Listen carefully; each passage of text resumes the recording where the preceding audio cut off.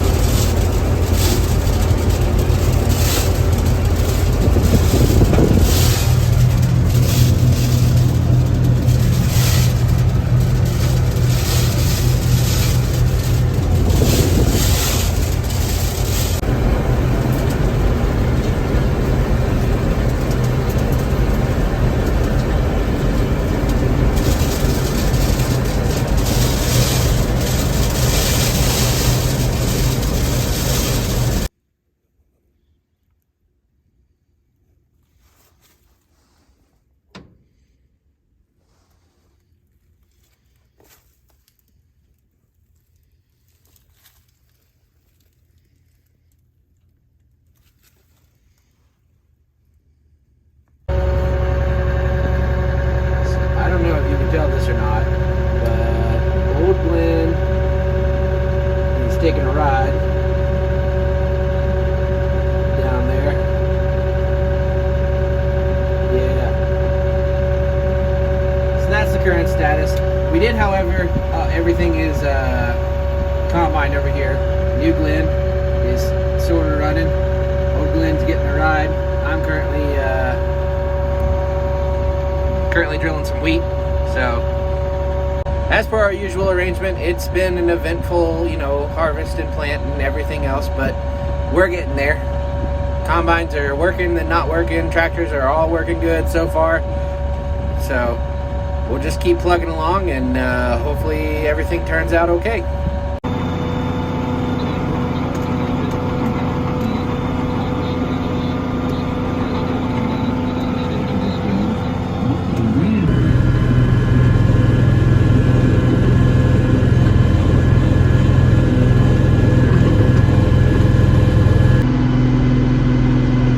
We are in the DEUTZ-ALLIS 9150 with the tie drill right in behind us, drilling our winter wheat, and we're going to get some footage of that.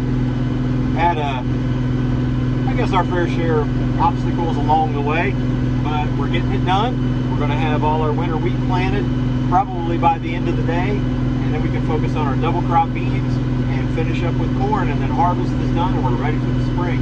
So stick around.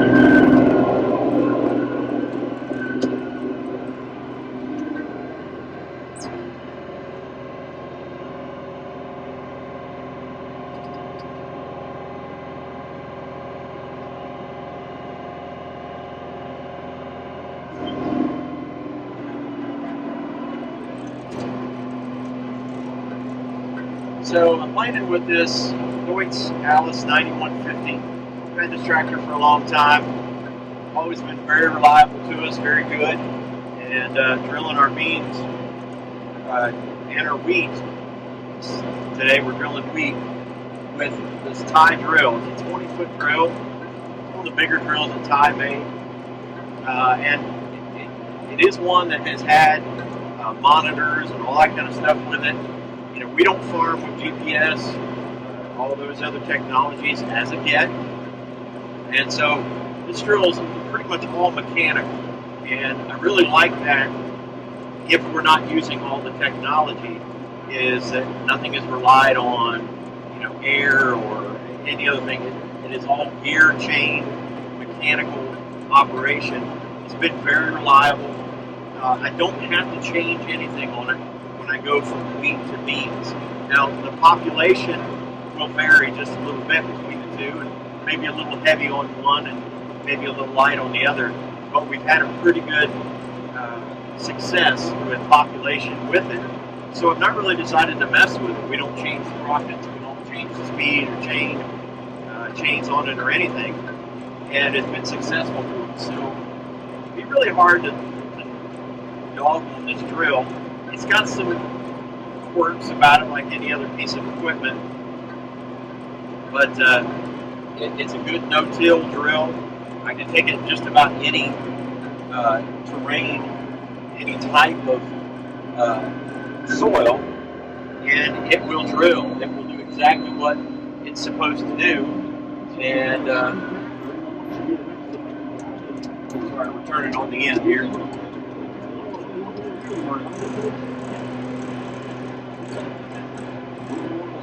But anyway, it's a type of drill that seems to be pretty successful for us. And could we go bigger? Could we go more high-tech? Yeah, I'm sure we could, but at the same time, we don't have a necessity for that when it's been successful for us. So I think we're going to continue to use this drill. I don't know that we're going to do it a whole lot for our beans. We found out that our 30-inch row beans that we planted with our DEUTZ-ALLIS 385 air planter, came out just about the same, and I kind of like the stand a little bit better. They seem to be hardier and thicker stalks, and didn't have as much blowdown, anything, all that kind of stuff. So I was pretty pleased with the 385 planter in that. We got some bugs to work out on it, but I think we'll continue to drill our wheat with the tie drill, and probably our double crop beans. When we go behind our wheat and put in beans after that, we will probably go back with this drill, just because of getting a good stand, a good population. We'll use a shorter season bean. And so this area right here in this farm, section of the farm, is a section we just call the big field or the Wardlow field, and it's got some wet areas that are always wet. And I am just super pleased I was able to get the disc out here and clean up some of those areas that we threw ruts in, but we were also able to plant in areas that we don't hardly ever get to plant in. So we've had dry weather, which is good and bad. It's helped with harvest, but it's also made everything really dry. It is now October 23rd, and we are still putting wheat in the ground. November 1st is about the cutoff around here. So we're getting it in. We've got some rain coming in a couple days. So hopefully I'm trying to get all this done so we can put our ditches in so we don't have those wet spots again this year. And hopefully have a successful wheat crop so we can come back in and do double crop beans. Our double crop beans are right beside this field right now, and they're pretty close to being ready to harvest, but not quite. So we were going to put wheat in that again for a specific crop rotation, and then move over to some triticale in another part of this field. It's just not going to work out. It just didn't time out. So we changed our crop rotation just a little bit,